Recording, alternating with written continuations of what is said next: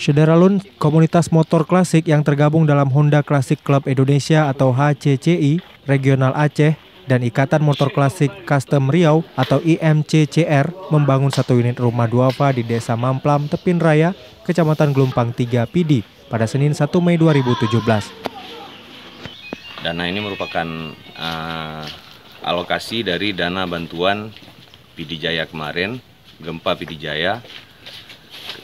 Karena kita melihat kondisi di Pidi Jaya sudah stabil, maka kita cari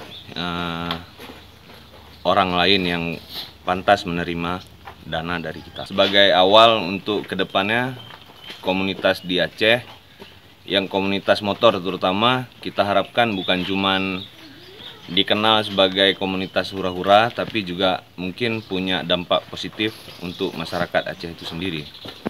Kedepannya kita coba untuk terus membuat hal seperti ini.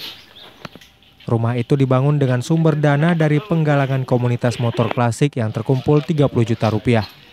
Rumah bantuan itu awalnya direncanakan untuk korban gempa Pidi Jaya. Karena korban gempa telah dibangun rumah bantuan pemerintah sehingga komunitas motor klasik mengalihkan kepada warga miskin di Tepin Raya.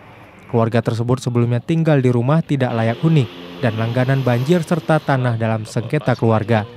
Tanah ini sengketa, bukan tanah sendiri, jadi kami pindah ke sana. Dari Sigli, Muhammad Nazar, Serambi On TV.